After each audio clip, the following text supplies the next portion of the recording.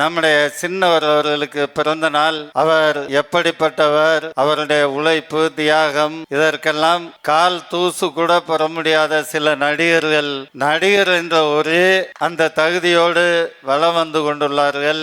நம்முடைய சின்னவர் அவர்கள் சனாதனத்தை பற்றி கருத்தை சொன்னார். நம்முடைய இந்தியாவில் உள்ள சங்கிகள் அனைவரும் சேர்ந்து அனைத்து நீதிமன்றங்களிலும், இந்தியா முழுவதும் உள்ள அத்தனை நீதிமன்றங்களிலும் வழக்கை தொடர்ந்தார்கள். வடநாட்டு முதலமைச்சர்கள் கூட அவர் சொன்ன கருத்தை பின்வாங்க வேண்டும் என்று சொன்னார்கள்.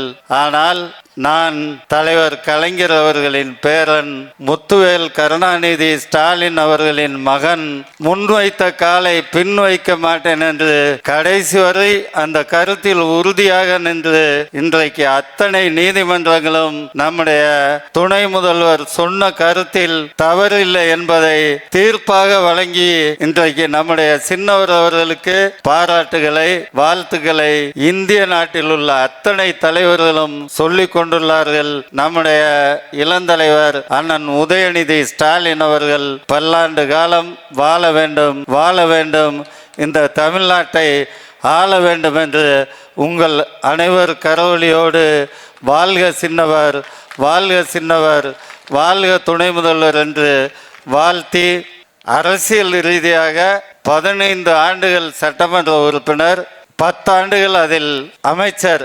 ஆனால் இந்த பொறுப்பை வைத்துக்கொண்டு ஒரு அரசு கலைக்கல்லூரி கூட கட்ட முடியாத சட்டமன்ற உறுப்பினர் உண்டென்றால் தமிழ்நாட்டிலே விஜயபாஸ்கர் மட்டும்தான். நீங்க எல்லாம் சிந்திச்சு பார்க்கணும். சைக்கிள்ல வருவாரு, இன்னமே ஜனவரி மாசம் ஆச்சுன்னா சைக்கிள்ல வருவாரு, டீ கடையில டீ குடிப்பாரு, இழுப்பூர்ல தீபாவளி அன்னைக்கே குடிச்சிட்டாரு.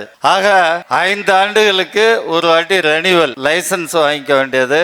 அந்த லைசன்ஸுக்கு விலை 2000 ரூபா தான். பழனிப்பன் சொன்னது மாதிரி மூக்குத்தி தரனாரு, கொடுத்தாரமா, கொடுத்தாரா, டோக்கன் மட்டும்தான் என்ன இருக்கு, இன்னும் மூக்குத்தி வரல, தோடு கம்மல்லாம் தரேன்னு சொல்லி டோக்கன் வாங்கினோம். ஆக அந்த மாதிரி கலர் கலரா டோக்கன் கொடுக்கறதுல விஜயபாஸ்கருக்கு நிகர் விஜயபாஸ்கர் தான். இதுல இந்த பொய் சொல்றதுல விஜயபாஸ்கர் மாதிரி யாருமே சொல்ல முடியாது. ஆக அப்படிப்பட்ட சட்டமன்ற உறுப்பினரை வச்சிருக்கோம். தமிழ்நாட்டு மக்களுக்கு தாயுமானவராக நம்முடைய முதலமைச்சர் தலைவர் தளபதி அவர்கள் மாதம் 1000 ரூபாயை கொடுப்பேன் என்று சொன்னார், கொடுத்து கொண்டுள்ளார். விடியல் பயணம், அந்த விடியல் பயணம் கொடுப்பேன்னு சொன்னார், போயிட்டு இருக்கோமா இல்லையா?